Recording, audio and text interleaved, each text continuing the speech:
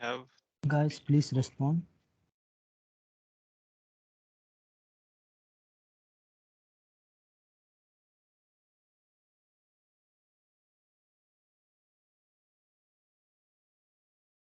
thanks. So I think around 5 people, 6 people are back. So Pratik, anybody else joined after during this session? First half. No, sir. No, sir. Okay.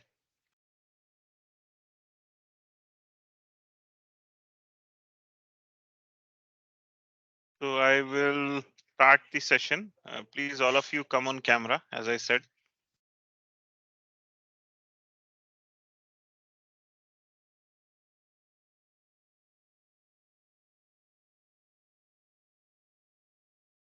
Guys, please switch on your cameras. So autonomous driving semantics. So we were at the application of semantic segmentation. So one of the key applications, application of deep learning, semantic segmentation is one of the key applications where one of the most famous use cases for this is the autonomous driving. So in an autonomous car, as a human, we see this, what is at the top, but autonomous car sees this, where each pixel or each element of an object is painted or is colored in a unique color, right? So it is pixel wise, it is coloring, and so it can find out, okay, these blue colored pixels are cars, while the purple color is the road, the green color are the trees, and so on, right? So semantic segmentation, we will be doing semantic segmentation as part of this course as well. We'll use some data sets to learn, right? So that's it. That is is a good one. In fact, let me just see on what this data set is all about. Let's just find out.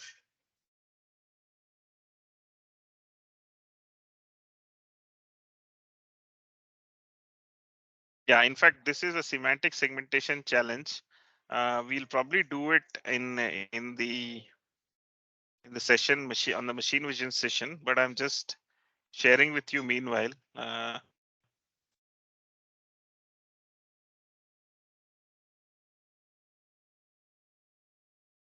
Okay, let's go back. Hope semantic segmentation is clear. What's the idea here? Let's look at chatbots. So chatbots can be of multiple types. In fact, in Reva, you will be studying a course as well on conversational agents. So that will be go into details. Retrieval versus generative chats. So retrieval chats are something where you already have a fixed set of answers. All you have to do is find out what kind of question, I mean, what question has the user asked, what is the intent, and based on that, you retrieve the answer and show it to the user, right? That's one thing. So for example, if the user is asking about order cancellation, then you have a response which is goes like this. Okay, sorry to say that you want to cancel your order. Please let me know your order number. So then that's a response you can retrieve and show it to the user. Generative is more challenging. Generative is where it is there is no fixed set of response already available. The chatbot has to come up with a fixed set of response. Now that is where some latest models like GPT-3 of OpenAI are I mean, I don't know if they're actually being used in, I don't think they're actually being used in customer support, but they have this generative ability. Hello, how can I help you? Can you tell me what your product does? It talks about the product. Can I implement it on my website? Yes, it can be implemented. Quick chat. Let's see on the web what the quick chat example is.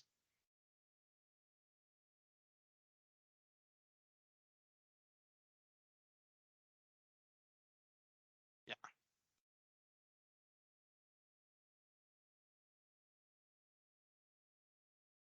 AI chatbot that talks like a human.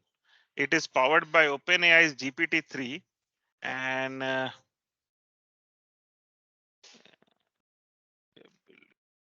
chatbot. Is there a demo tag here? Let's go to website.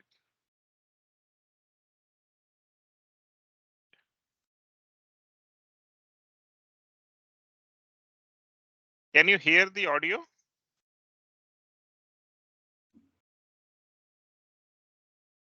Let think me you need to share. share the system Sir, audios. Yeah, yeah, sure. I'll do that.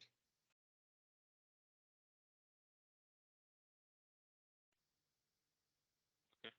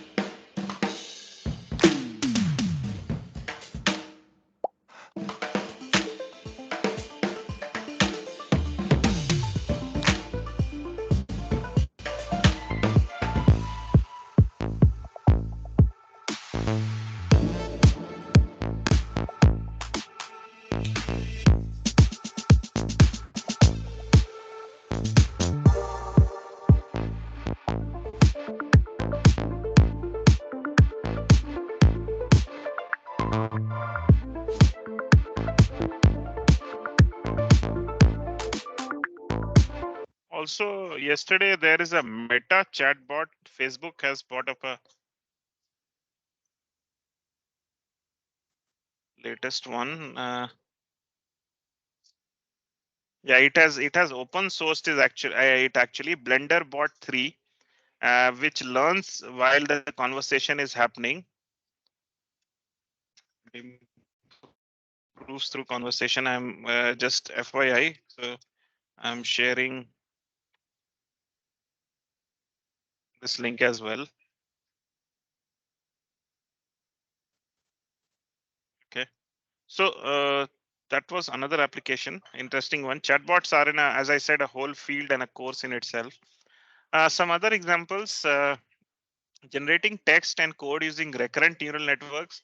So if you train it, if once this is an example where a model has been trained on complete works of Shakespeare, and this is what it is generating, right? So it might not be accurate or might not make sense, but definitely an interesting exercise.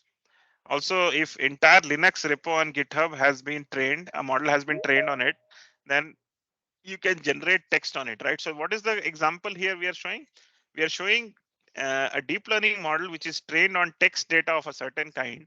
You can use it to generate text of the same kind. So in this example, it was Shakespeare's writings which are generated, and this is the code which is generated. Now you will see some obvious issues in the code because it is not that intelligent.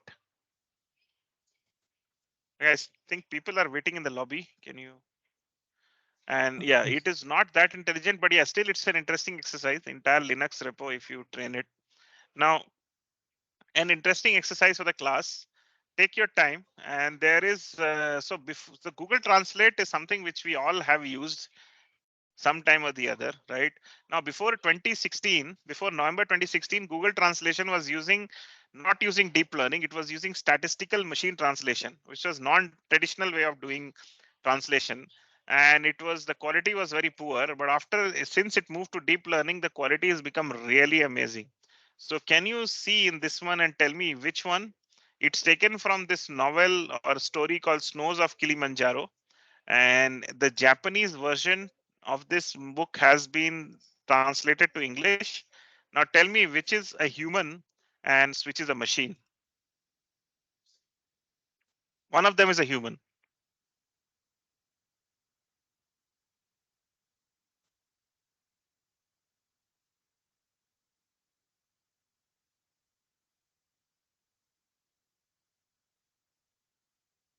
The one on the top is the machine, second is the human.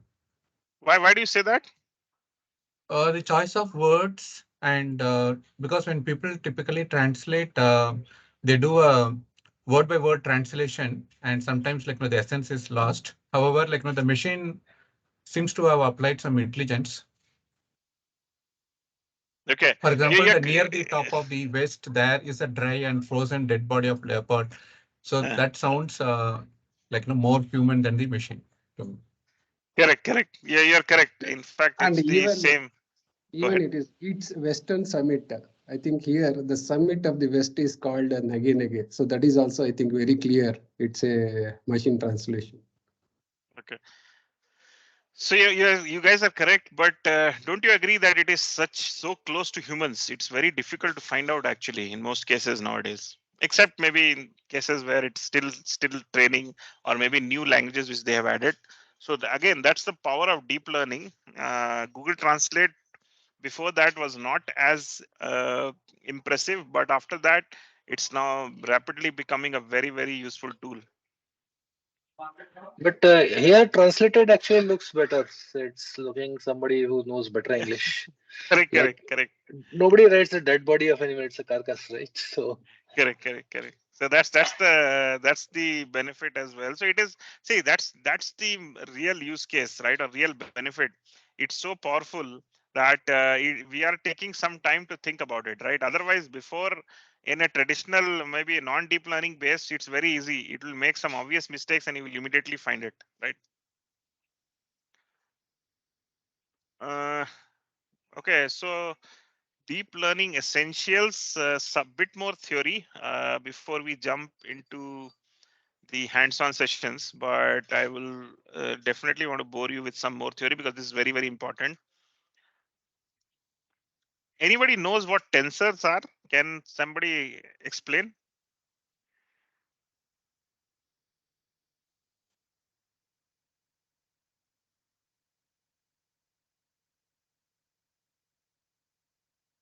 Okay, so Data type. yes, correct. It's a type of data. Sorry, it's a data type, and it's like the the data format in which deep learning models typically consume data. Okay, so let me explain. They are the building blocks of a neural network and tensors.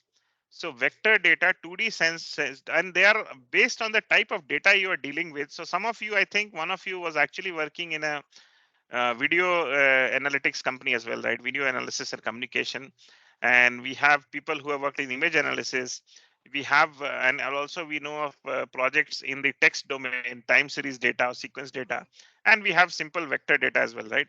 So based on this type of domain you are working on, the data set or the tensor can have different types of dimensions or different dimensions. Vector data is simply number of samples versus features, 2D tensors. So it may be something like, let me take a pen here. So it may be like you have 3 samples, or rather 4 samples. Sorry, I extended. And each of them has 3 features, right? So that is 2D vector. So this 2D tensor, right? So you have this 4 rows of data, and each row has some 3 vectors, or three features rather, right? So that is an example of a vector data or a 2D tensor. Now you can have it as 3 dimensional. Now what does it indicate? One of the dimension is now a time step.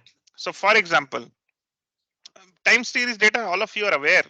Sales example which I keep giving. So on every day, if your company is making some sales and you want to represent it as a 3 dimensional vector, then one of the dimension will be the time series. So it will be day 1, day 2, day 3, and so on, while the remaining 2 will be sample of that day, or samples and the features of, right, of that day, right? So samples time steps was the 2D tensor. You add one more dimension to it, it becomes time series. Now images. Now images, is there is no time angle here, but there are some other complexities. Are you all aware? I'm sure some of you are aware. An image, how do you see a color image? Because it's a combination of red, green, blue, right? Now red, green, blue, and we will see in the image classification class in the session in the day 3 that images are nothing but bunch of pixels, right? Small elements, right? Now how do you make a color image? You combine 3 kinds of pixels, which are the red, green, blue channel, and it will generate an image. It will generate a color, right? So in that way, the channel becomes one of the dimensions as well, right? And of course, you have the height and width of the picture, and you also, or the image rather, and you also have the number of samples, right? The sample number, height, width, and the channel. So it becomes, the images typically are 4 dimensional tensors. Okay. And all of these, we will be seeing examples for most of these. So if it's not making intuitive sense, at that time, I think when you see the data, it will start making sense. That's one thing. Now, video is something which is kind of like, it's like an image along with different. So what is a video? It is just a set of moving images, right? So you would agree when I say that one more dimension is added, and that's why video has a 5-dimensional tensors of shape, samples, frames, height, width, and channels, or sample, frames, channels, height, width, right? So long story short, this slide just tells you that a tensor is nothing but a container of data set, or data rather, and it can be of different dimensions, right, or different types based on the kind of data you are handling. And why is it of different types? Because the amount of information needed to represent that, it can only be done if you have 3 dimension or if you have 4 dimension, right? That is the reason why you have different dimension data. Okay. In vector data, simple vector data, there is no need for a 3rd dimension. It is useless. But in a time series data, you need the 3rd series because you want to tell, did this come at the 5th position in when it started, or did this come in the 10th position, right? That's why you need it. Hope this slide is clear.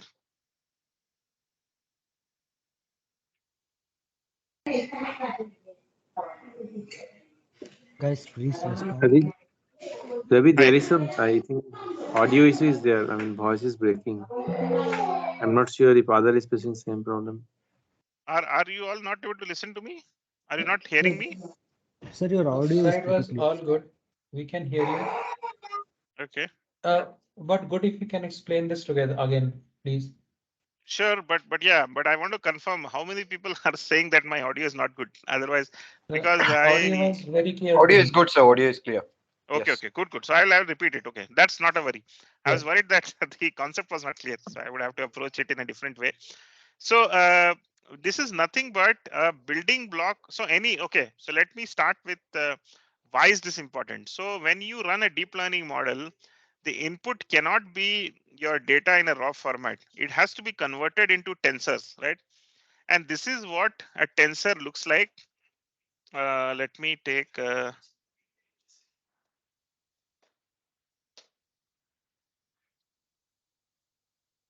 So at a very basic level, a tensor can be just a bunch of 2-dimensional data like this, right? And it is typically most of the data you will be dealing with 2-dimensional sample and feature of each sample. Okay. And then once you have a time series data, there will be a third dimension like this, which will be coming in, and it will be okay. First sample, second sample, third sample, and each sample will have 3 features, right? So this is nothing but the representation of data in various dimensions. So similarly in image, you will have not only height and width, right? But you will also have sample, okay, on or which image is this, right? In this dimension, and there will be a 4th dimension which will determine what color is the image, right? Or what color is the image, the portion of the image which you are looking at, correct? So that is the 4th dimension. Now I cannot show 4th dimension here in this sheet, but you can imagine, okay, a height and width is 2 dimensions, the sample is the 3rd dimension like this, and there is something coming out of this page, or coming perpendicular to this guy, which is about what is the channel value which determines the color of the image, right? Because if you have black and white image, then you don't need the 4th dimension, but usually we see everything in color, right? So that's why there is a 4th dimension required. Does that answer your question?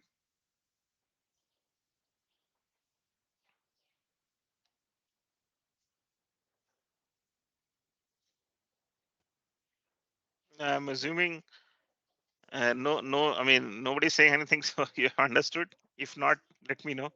I will Yeah, repeat it. we have understood. Just one Yeah. question. In the previous module, which was for NLP, we Huh. used TensorFlow and Keras without understanding it, just as a user.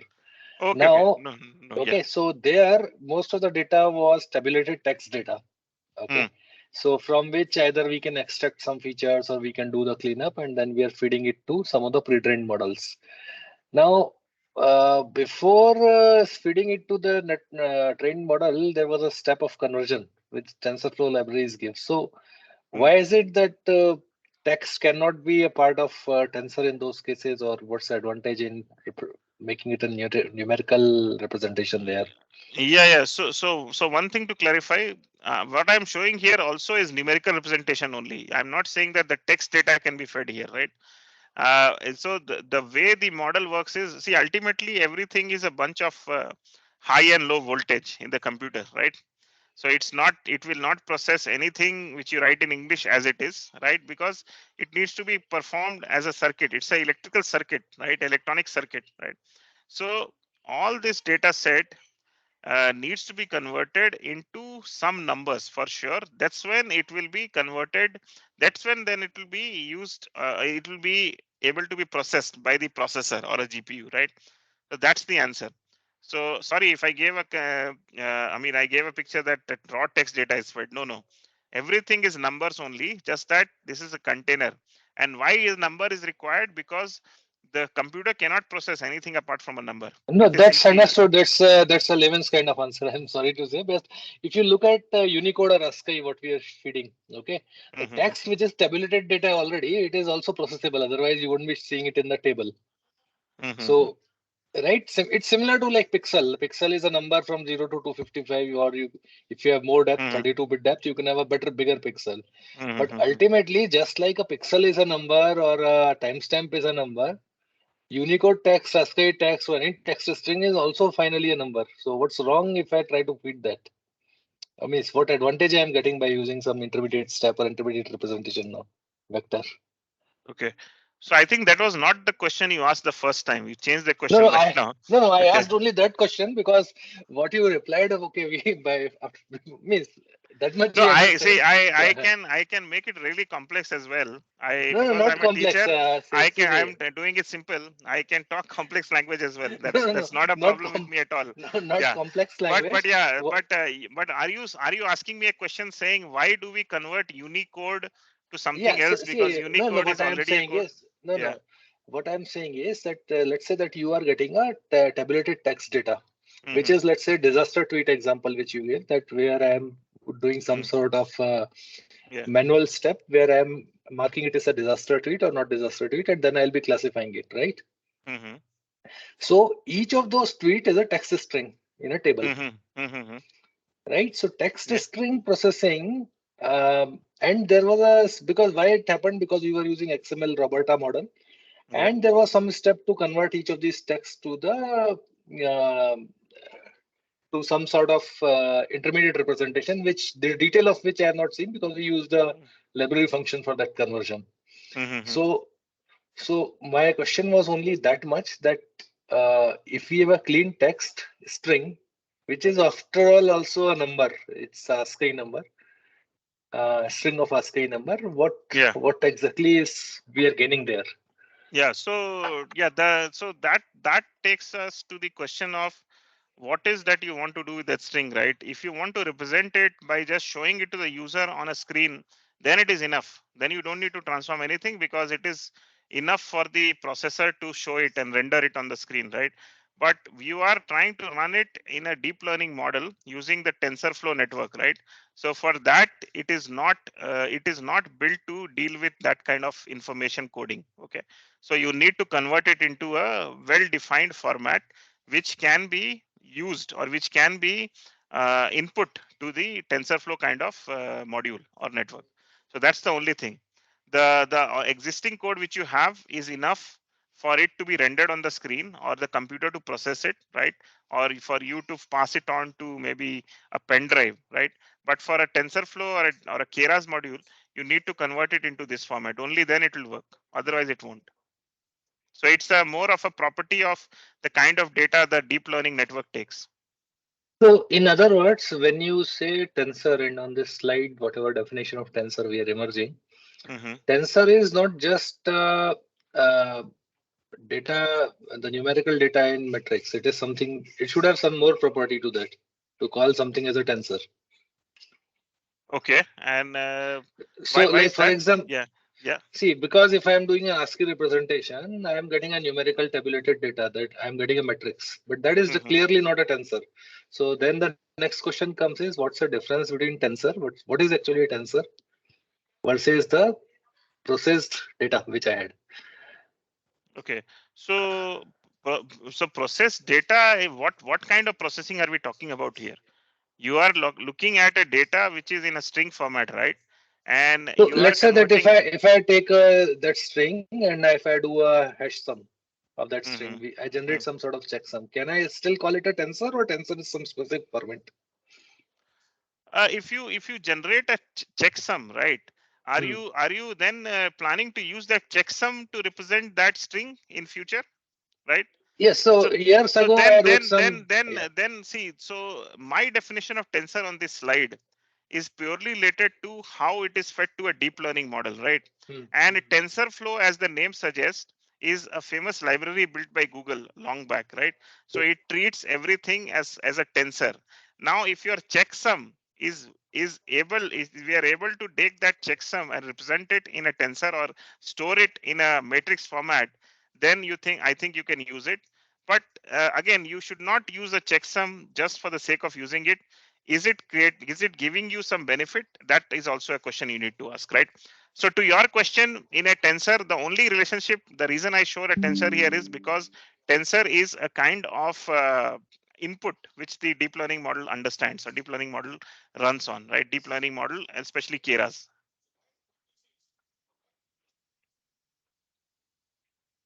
Okay. Thanks. Let's move ahead because as we go and probably we'll check this thing more. Sure, and yeah, and definitely, I can refer you to very complex papers as well. I am purposely not going into gory details, but I'm happy to go there. I really love No, being no, no. complex. Yes. So what happened was that let me give you the more detailed background. So it Yeah, no, was in the because last the exam. when I asked that question, right, when I gave that Mhm. answer, you told that's a layman's answer. So I would Yeah. say So no, it's no. not that in the class of 13 people, I would rather speak a language which I'm sure everybody Okay. understands.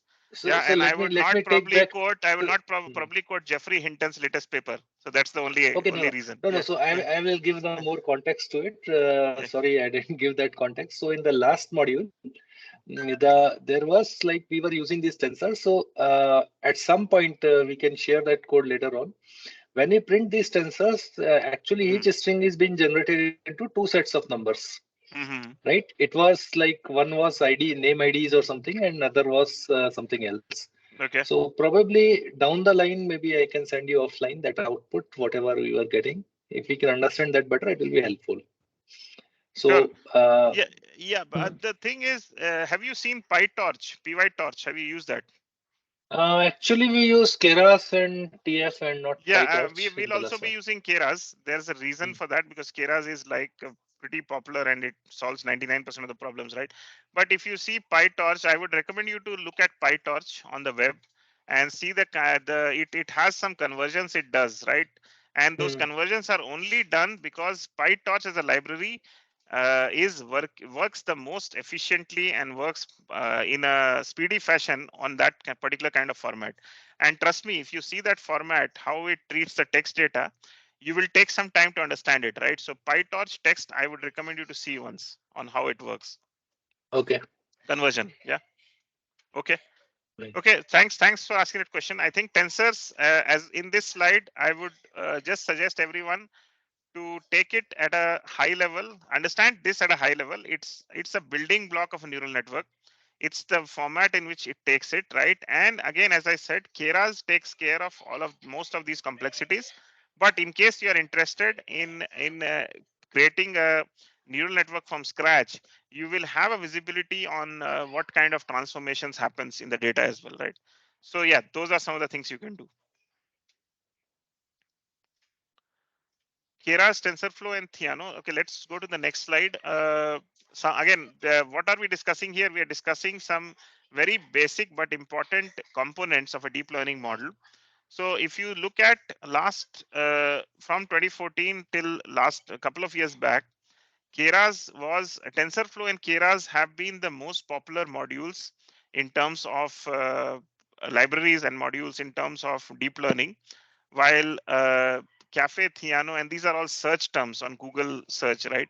That's what it shows you how it picked up suddenly from 2016 onwards, right? So Keras lies on the top. One of the reasons of popularity of Keras is because, and why everybody uses Keras is, it hides you from a lot of complexities, right? Hides you from things like you need to code your own optimizer and things like that. Keras takes care of all of that. Underlying Keras, you can have either TensorFlow or Theano, but most of the world uses TensorFlow. And of course, TensorFlow talks to the CUDA, CUDA and CUDNN library, and that actually handles all those. Uh, uh, I mean, the gory details of how the calculations are done. When you train a model, all those things which are happening inside a model, the activation function and the optimization and the weight updation, everything on the GPU is being taken in these multiple layers. Because you are using Keras, you do not have to worry about all the underlying 3 layers, right? So that's okay. In just another interesting piece of information, in case you don't have a GPU, access to a GPU, you will be using a CPU, and it will use a BLAS and Eigen, right? And as components which will work on the CPU for doing Keras. But of course, as I said, these two, the speed will be pretty low in CPU versus GPU.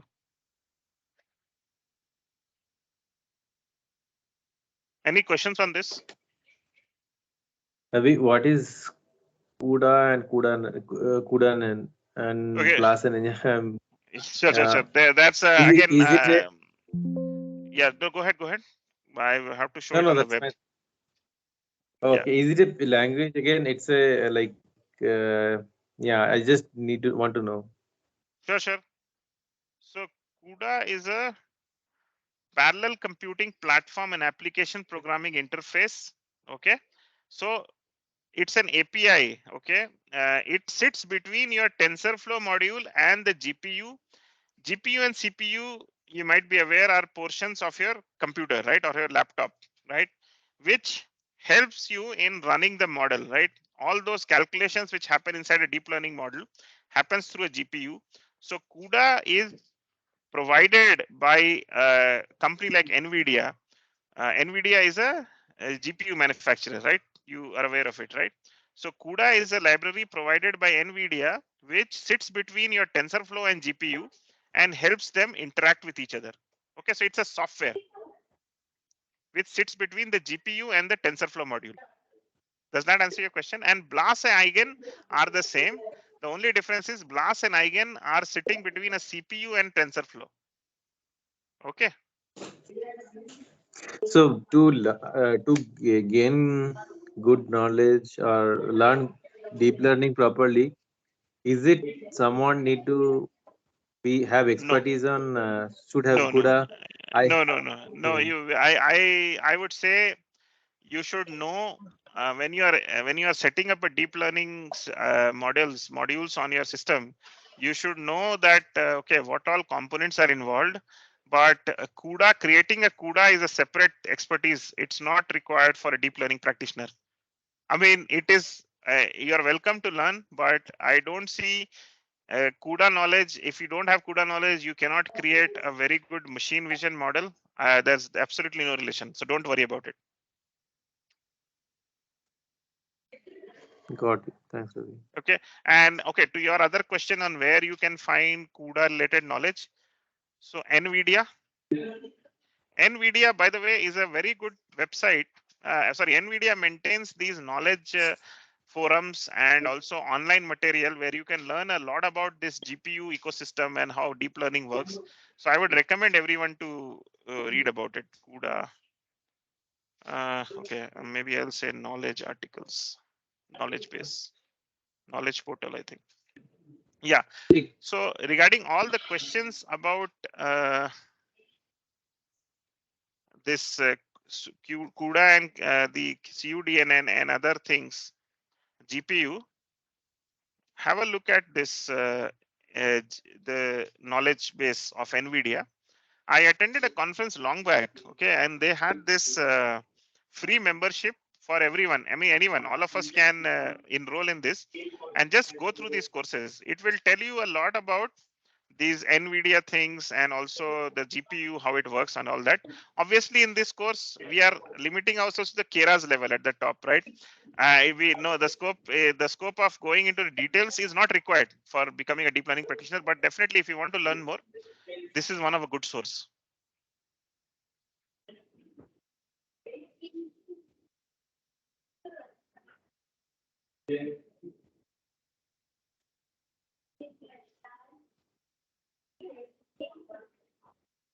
Okay, next concept is overfitting. Has anyone of you overfitted a model in the past?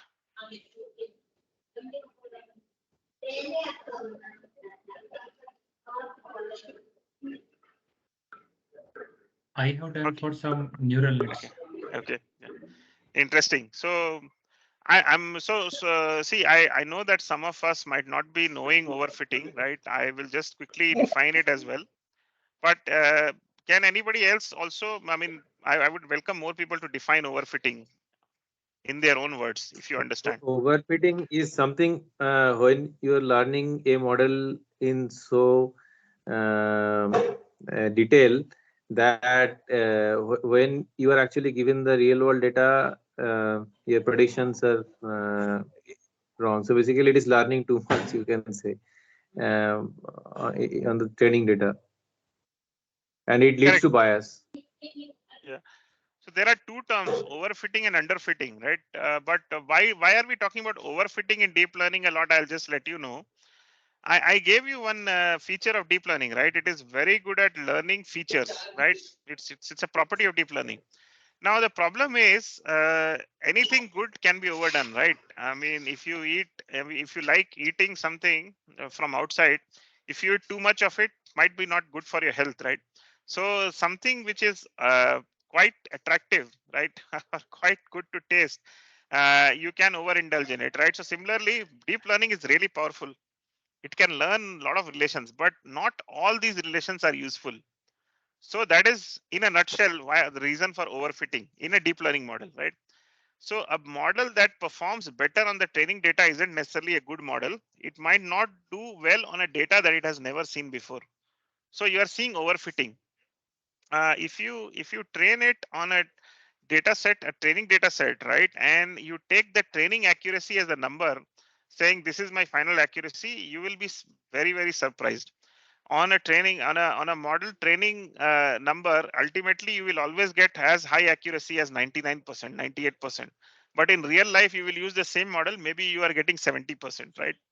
So that the reason is as the number of training epochs increases, right? And we will understand this term epoch slightly later on. Just take it as a number of iteration for now. As you keep training on the data set, the model keeps picking up connections until like at the last epoch, it is basically just learning everything about the data, right? And those relations are not useful at all. It is just memorizing everything, right? So that's why if you take that accuracy, the training accuracy, you will be disappointed. It is not definitely going to reflect when you have new data. So we have something called as validation data and test data. I'm sure some of you have heard of the term, right? Validation and test Yeah, data. Yeah, go we ahead. did cross validation. Correct. So yeah, validation, cross validation, very important, especially in deep learning as well, right? Everywhere, every machine learning model, but especially in deep learning model because of that problem of overfitting. Where okay, so if you see, this is a small slide, small chart, but I'm sure you can see the dotted line is a training accuracy. Can you see it has reached 100% at the end? Do you expect a real life model to reach 100%? If it does, please be very suspicious. Do not trust it a bit, because we never see real life production models give 100% accuracy. In some cases, then it means that you are doing better than humans, right? Which is suspicious. So definitely be suspicious when you are seeing very high accuracy and then investigate it. So training accuracy reached 100, but validation accuracy gives you the true picture. Validation accuracy is nothing but a data set which is set aside, which is not part of training at all, right? You never do that I mean, you never train on a validation data, it is separate. So on there, you see after the number of epochs is in the bottom of the screen or at the x-axis. After the third epoch, even before third epoch, I think after second epoch, the validation accuracy is more or less constant. Do you agree? It is somewhere between 87, 88. So that's the accuracy you would expect in real life to happen when you are running the deep learning model. Similarly, the loss, you remember the loss function diagram I showed you from the earlier slide. So similarly, this loss function, the loss keeps increasing for or rather training loss is actually the, okay, I read the other way. So training loss keeps decreasing till it becomes almost zero. Again, it's a fairy tale. It's not true, can never be true. But the validation loss keeps on increasing after certain things, and you can say, okay, probably I should not run beyond eighth epoch because again my losses are increasing. I would probably somewhere between third or the sixth epoch is my sweet spot, right? That's the number of iterations I will run the model on. So okay, a lot of things I covered. Anybody has a doubt, please ask me. Very important concept in deep learning here. If it doesn't make sense, please feel free to ask.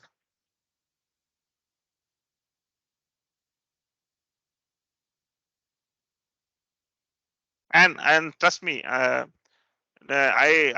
love questions which are really basic and other things as well, or any kind of questions, because I would definitely emphasize the topics we are covering right now in this like post break session are very important. Okay, so overfitting, as I just described, is a side effect of deep learning's power, right? And this is one of the ways we kind of overcome it. Whenever you run a model, a deep learning model, please set aside a bunch of code, right? In the main code where you draw this graph while training is happening, right? Or rather to depict the training, so that you know, okay, at what position the epochs, at what number of epochs you started overfitting and till what epoch your model was learning, right? So that's one thing. You always don't, yeah, go ahead. Okay. I'm sorry, there may be some background noise, but question what I was No wanted to problem with ask you background that noise. Yeah. Go ahead. Yeah. so there will be we should always do in deep learning what you're suggesting, that we should always do training versus validation accuracy Yeah. analysis after we do the training of a model in case of deep learning, and then probably we will retrain the model. That's what you're suggesting. Based, we have to find out Correct. what will be the okay. Correct. It might sound like you're doing extra work, but the way Keras provides you these tools, right? It is not difficult. So observing this chart happens in real time while you're training the model. Every time on the console, they will print for you what is the validation accuracy and what is the training accuracy. Okay. And you, while you are training the model and you can see the output on the console, after a certain time it will be very easy for you to take a call saying, okay, looks like now though it is overfitting and beyond 5 epochs I do need not run it, right? So that's the only thing, right? So it is happening real time. It is not something which is very difficult or a lot of extra work. It happens while you are training, and this graph can just be drawn in maybe two to four lines after that, just to show it visually what you just observed while the training was happening, right? And based on this graph you take a call. Okay, is this something is there an overfitting happening? Okay, if yes, then what should I do to avoid it, right? So we will go through some of the, I mean, each of the code we run, we will definitely look at where the overfitting was happening, right? But yeah, it is definitely required in deep learning, and it is not that difficult. Keras provides you the way the output is shown. It is very easy. Actually, in my last exam, I intentionally ran the training model for 5 epochs just to understand this. Till where it was underfitted, till where it was like a good model, and then it started overfitting. So Yeah. raising the number of epochs was doing this overfitting. Yeah, raising the number of, that's a good observation, right? So if you I mean needlessly train the model for 100 epochs, you are wasting resources. You are wasting the hardware as well, right? So somebody else might have used, maybe if you are using a shared system, very powerful system where 5 people are doing deep learning model, then if you run it on extra epochs, you are taking away the time which other people might have used it, right? So yeah, definitely you are correct. More number of epochs means more overfitting in a lot of cases. So again, one question you might ask me is, uh, can we know the number of epochs to run? And that would be a great question. As I said, deep learning is an art. It's not exactly a science. So again, there are best practices for maybe a test date. I mean, and you will get those once you become a practitioner. You will also learn that, okay, for a typical text analytics data set, I will have for some parameters like a batch size of 16 or 8. We will go through what is a batch size and all, don't worry. I think a 20 epoch should be good enough, right? So these all things will come to you with practice, okay? So then you will start avoiding these issues where you suddenly run something for 100 epochs, and then after the model ran, you discover, okay, I probably wasted half my time because after 30 epochs, it was not learning anything, right? So all these things will come with practice. Ravi, Any one other? more question. Yeah, sure, go ahead. In the previous module, we are actually given some of the latest model to learn. I mean, we could not understand. I personally couldn't Yeah, understand head and by the way, tail I'm of the. getting a lot of questions from previous module, so I'm thinking it's very No, no. popular. Okay, go ahead. Yeah, no, but go ahead, go Yeah, ahead. yeah. Yeah, So yeah, there yeah. is the reason it is very much the purpose Mm, why you are bringing is it is very much related to deep learning. Okay, so because mm, when ma'am was teaching, she was already told that you will not understand many of the things, but just learn it for the it will be beneficial for us. mm, So we have in the last example we learned about XLM Roberta mm, and some disaster data we have been given for doing the disaster mm, analysis to it. Data was given for doing disaster analysis, mm, and I was surprised. I did some small changes in the code in Kaggle. We run it in Kaggle, and TPU. I was not getting a TPU session to execute the program, and when I changed to GPU, I had to make some changes in the code, and it ran for me almost overnight. I mean, mm. night 9 o'clock till morning 5. I mean, this is horrible. I could not imagine. So is it also that we should always use CPU? I mean, it is so resource intensive. I could not imagine that it is running a program overnight. So is it always we should use CPU? Yes. Your question is, should we always use GPU, right? No, I'm asking TPU. TPU. Okay. No. So GPU. yeah. Yeah. So for did you say for TPU your code ran from 9 to night till morning No, no, 5? no.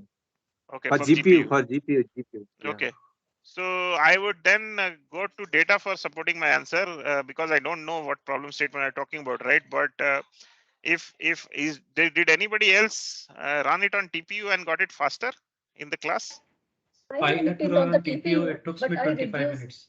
Yeah, but I Okay. reduced the training data set because What did it you was huge reduce the data training set. data set? Training data set. Because it was very huge data set. Okay. So that's your answer. Data set is around 90 GB or 100 GB actually. Okay. Oh, 90 and 100 GB. Definitely. Yeah. Definitely. Then makes sense. Yeah. So yeah, see, all these data points will help you take a call. When you asked me that question initially, I didn't know the data size. I didn't know what kind of problem was it. Of course, it's a text classification problem. But now with these 2 points, that TPU for some people took 25 minutes, and it is 100 GB data. Definitely requires whatever the latest techniques or tools you have, for sure. Special cases actually. How many times do you see people training on 100 GB data, right? Not very commonly, correct? Yeah, I ran Yeah. it. In some cases, ran it for only one epoch. I was so scared giving it for even 2 or 3 epochs. I Yeah. ran it for only one epoch and I stopped it because So this is just for learning. Yeah. one funny thing happened to me that I was using Google Colab, and just after the training finished, it flashed a notice of that upgrade to a pro version and just killed that session. So all the Yeah. data was lost. Okay. Yeah. So yeah, 80 to 90 GB typically. If I'm teaching in a class, I would rather probably divide it into smaller data sets, or reduce it and then teach the concept. And I would request people to probably have sufficient hardware to run the entire data set. I'm not sure if Google Colab is able to process 100 GB data. Not sure about that. Never done that also. So, by the way, what was the last module? NLP and NLP. text analytics. Yeah, natural language processing and text analytics. Okay, fine. So then probably the second day here might be a repetition, but yeah, I would go through the basics and then go to advanced one. That's one thing I'll do. So yeah, overfitting is done. Yeah, I would move to a neural network and NLP, but before that, I wanted to what all with the class be using? What all setup do you have for running the code? I'm assuming you all are using Colab, right? Or does anybody Yeah, have a laptop which has the GPU and everything, and you are running on it? Anybody who has that? I have a GPU in my machine. Uh, so this is Amarnath. You spoke. Sorry. Okay. no, Krishna. no. Okay. Sorry, Krishna Kumar. Who spoke? I'm just confused. Who has a GPU in their machine?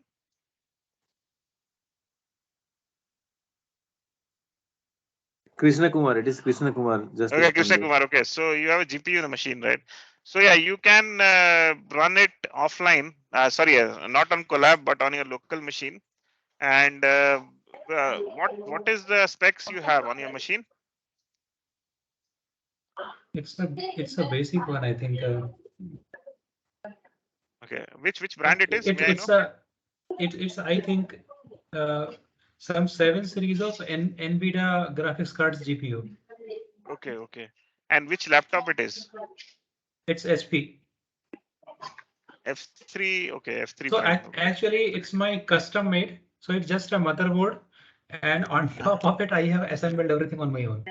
Okay, no, that's good because some people do that as well for because a high-end GPU system from say for example I know Dell can be quite costly affair. So that's but again if you are into deep learning full time, or like it's your profession, then it makes sense to invest in that as well. And of course in most companies they will provide you data scientists will be given high end laptops as well for that.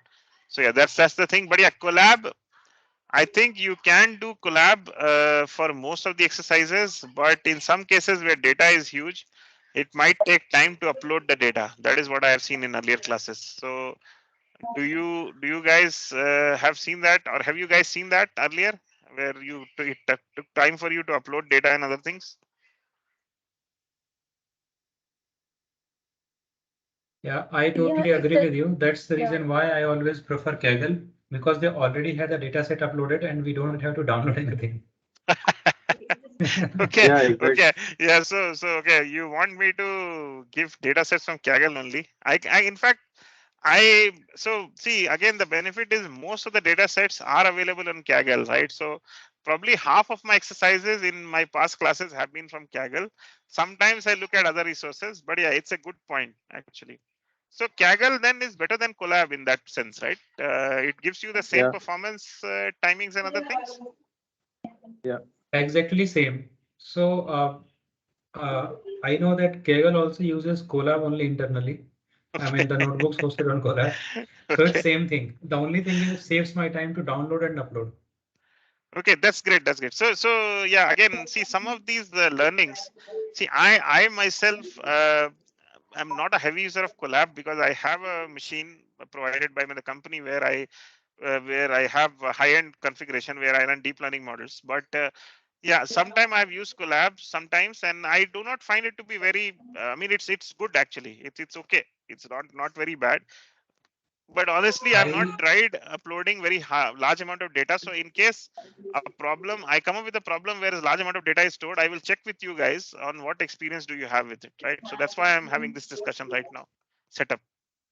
Yeah, you're I saying tried something? this on, Yeah. yeah, I tried this on ZenBook, but believe me that that's not working Okay. actually. Zenbook is a brand I saw on Amazon some time back. Not sure, right? Yes, Zenbook is yes. which company? It's SS. again from SP. Oh, acha, acha. Okay. HP Yeah. Zenbook. Yeah. Correct, correct. Okay. Yeah. So you see some of these, I think high end. So see, one of the suggestion I would have is in case there is see collab is one thing. I don't know what is the charge for a Collab Pro and how much benefit it brings Collab Pro. So those two factors, if somebody is going for a Collab Pro, in case you think that you will be using high-end GPU running codes a lot, then you need to take a call based on what's the cost and what's the benefit. Does Collab Pro offer you really something really high-end? I think because if it is offering you at a very reasonable cost, then it might be cheaper than buying a high-end laptop, right? So that way you can do the math and take a call. And I'm not saying just for this class, but in the long term as well for doing deep learning. Okay. Another challenge with Collab is in case you are doing company projects, you obviously can't upload them on Google Collab because it's against the rules mostly.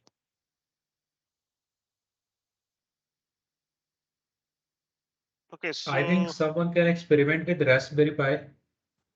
so yeah, Yes, somebody has people in experimented. my people in my I have not personally, but some members in my team they are working on a Raspberry Pi distribution system and distributed AI kind of thing. So that is for the edge compute of the camera inputs. Mhm. So each node is going to serve as one step that way.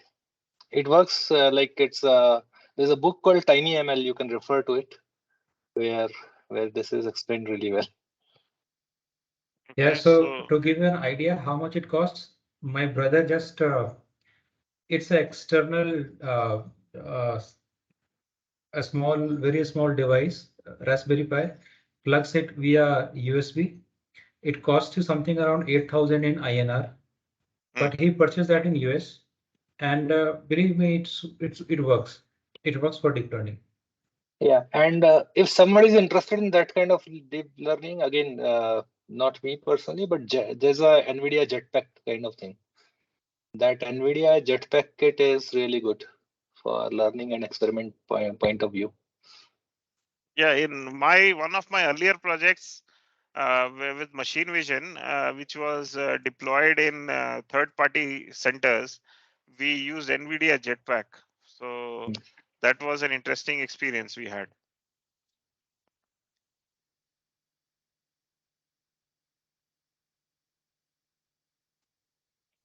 Okay, so okay, I think I'll just cover maybe a 10-15 minute session more before we take a break. Then the once post break, So just one last point. yeah, yeah. Uh, when we go into hands-on session, can you please tell us that suppose if we are doing training multiple epochs, till now what we have done is that we give number of epochs as 3, 4, 5, Mm-hmm. and it takes maybe few minutes or few hours depending on data size, and we get the result. If you can get some Trust way, me. Sometimes yeah, one epoch can take half an hour also. yeah. So Yeah, can we have some way that rather than giving number of epochs in the beginning, we can save the intermediate result, and based on the time taken, we can decide whether to add more or not. That kind of approach will be helpful. that is interesting. But again, as I said, see some of these things you will start getting a feel of it once you have done enough models, right? You will get a feel that. So as I said, batch size is a parameter, right?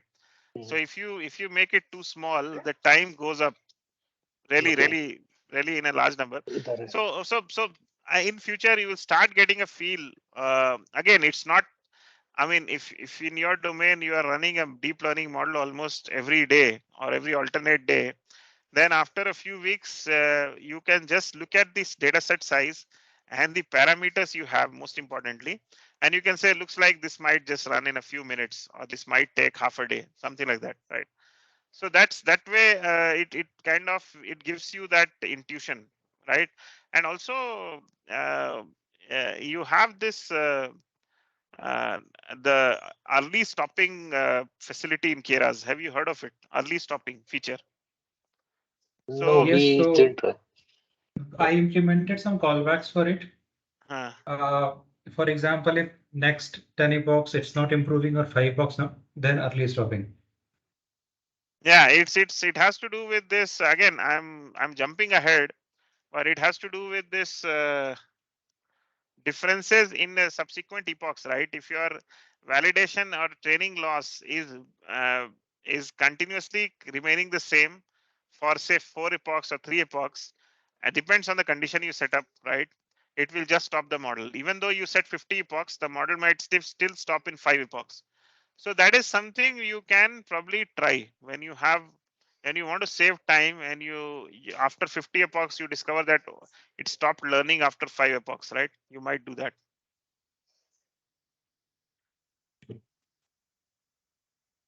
And this early stoppage has a catch. Again, from my experience, in some cases I have seen I very few cases. So it's not a rule; it's an exception where disabling early stop, I was able to get some goodness out of the model. So again, it comes with experience. You can probably learn that in once you practice enough, right? I'm just curious about one thing. The last module, did you not ask these basic questions in I mean, so before learning deep learning, you guys did Roberta, right? So I'm kind of interested to know So, how that happened. Yeah. okay, so I won't talk about others, Mm. but how in general it went by And I'm also not is, asking about your feedback about the course. I'm just saying that how was the experience before having a deep learning course? Yeah. no, I mean, it was just more or less like a simple running any model like Yeah. earlier we did from scikit-learn, just simply that the inputs and to be, I mean, they should have been like uh, formatted in a proper way for those models to learn. And Mhm. then some 5 new research papers, some 5 new models we have seen, and that's it. I mean, we have not gone into the internals of those transformers or how it's being made. So it was more or See, less just like using those models. correct. So, no, okay, fair enough. So I would, so my the way I cover this teaching is or the course is, I would give you enough resources and cover in the class on how internally it works, right? So, for example, transformers, how internally it works, internally how it works, can take like at least an hour to discuss, but it is very interesting. And there is a favorite, my one of my favorites sources on the web as well, where I kind of used to follow earlier, so I'll share that as well, right? But definitely having understood something and then looking at it, using it makes sense. But one catch is there. So transformers and others, there is this famous paper for transformer called Attention is All You Need. It is a highly mathematical paper, right? So I have seen people who have not gone through that paper but still are very good practitioners, right? So if you have a high level understanding of how a transformer is working, and not necessarily you understand each line of that paper, you can still use it, right? But of course you should have an idea on what is an attention, I mean, what is an attention concept, how is transformer yeah, I mean, things like again, I'm going slightly ahead, but things like positional encoding and other things in transformer, you should definitely have why are they needed and other things, right? But not necessarily all the gory details of the math which is present in that paper. So that is typically my suggestion to people who are going to deep learning. It's good to have an understanding of how things work, but if you are able to understand the math, uh, I mean, you will be able to understand. Just that you'll have to have give some time. might take a week also to go through that whole paper. I'm just saying, I have some colleagues who have spent that time, right? But if you're not, but if you have a good understanding of the high level on why something is happening, that's fine, right? So you can still do with it, right? But it's good to have an understanding of what are the different components and what are some of the transformations which are happening, because that clears your concepts, right? So there is this website on the web called it's JLMR. I'm sharing my screen anyway, so Yeah, we are aware of that.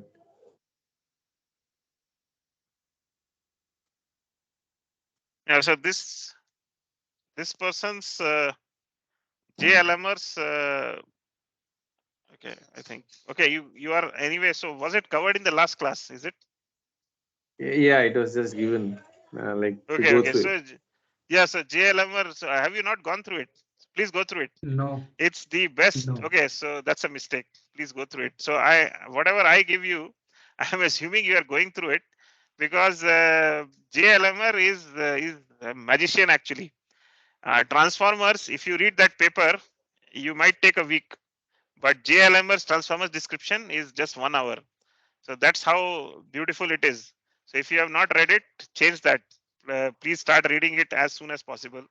JLMR is a gifted teacher. He's touched upon very difficult topics, or I would say complex topics like BERT, transformers, and other things, and pictorially explained it. Right. So if you have not read it, please do read it. It's definitely very good. Okay. So I will start this topic of NN in LLP, and I know that the class has already done advanced stuff in here, right? But I would go with some basics first, and then we will move to the hands-on session. In fact, we have just 5 minutes. So, okay, let me start this, and we'll continue the hands-on session after this. So, hope you can see the screen. So most current machine learning system work because of human designed input features and representations. Machine learning is just optimizing weights to get a final prediction, right? But deep learning is good at feature learning and representations, as I mentioned earlier. So example of that is, you once you if in the olden days or earlier days, if you were doing a sentiment analysis model, sometimes you would assign weight. One of the ways to assign a weight and to do feature engineering is, you need to see, okay, what are the words which are occurring in positive sentences, what are the ratio to the total number of words, right? So for example, the word increase happens 132 times in the positive sentences, and what is the ratio to the total number of words in all positive sentences? This is the ratio, right? And negative has this ratio, right? So again, this is like a very uh, traditional way of feature engineering, when you are assigning some weights to words based on positive and negative sentences. Deep learning completely does away with all this, right? Now, by the way, has the class done any machine vision course before this? No machine visions. Okay, then machine vision probably you have not done. I mean, so most of you are not aware, but object detection is a type of machine vision problem, right? Where you detect an object and draw a box around it. So you localize it and you detect the object. So for example, you can detect a cat. Now, in a deep learning model, in a non-deep learning model, if you train for detecting a cat, like say for this kind of training data, then if you give it if it test data like this, it will fail miserably. Why? Because it is not learning deep connections. It is just making, or it is just understanding what this type of cat looks like along with the surrounding, right? But when you teach a deep learning model, it will try learning what the eye of a cat looks like, what the nose of a cat looks like, and what is the difference between eye and nose, and all those things which we can't even think of, right? And because of that, once a deep learning model is trained, it will start identifying cat even in images which are dark, or even in images where the cat is hiding inside a drawer, right? So that's another example of how powerful deep learning becomes, right? Does that make sense? Yeah. Yeah. Ravi, can you give me some pointers that for gestures or for eye movements, which model is being used in production nowadays? I did use OpenCV some time back for bonding boxes and other things. Mm-hmm. But I am much more interested in like movements of eyes, eyeballs, or like that kind of So thing. I did a capstone project last year with one of my students, and she used one Google module. I'm forgetting the name, but can you check? And I can check my notes earlier. But there is something from the Google family of models, which is kind of required for this, or which is being used for this eye movement. Just check on that. I will see my old notes as well, right? But Okay. OpenCV might be outdated for some cases, but it is still very good. I would say very good tool for doing basic image processing, image analysis. So OpenCV is definitely an interesting thing to learn on like, so for folks who want to make a career in machine vision, apart from deep learning, you can go through OpenCV as well. OpenCV, the documentation is available on the web. You can just download and practice it. It will not take much time, but it is a very useful skill to have. OpenCV can manipulate images or like do some basic analysis on the images, transformation of the images using OpenCV very easily. Okay, so I think okay, we'll take a break, and I will quickly finish once we come back this very high level overview of NLP, word vectors and other concepts, right? Because I would not be covering this in the next session, next day when we do NLP, because this is really basic stuff. But yeah, and after that, we'll do hands-on coding exercises, right? Let's take a break and meet in an hour, right? Any questions? Yeah, no, not the question, but are we going to meet back at 2? Yeah, back at 2, around 2. Yeah. Okay, because there's no power, so I'll switch off my laptop to Yeah, converse sure, with sure. you. Yeah, sure. Okay. Okay, thank you. Bye. Thank you. Thanks a lot.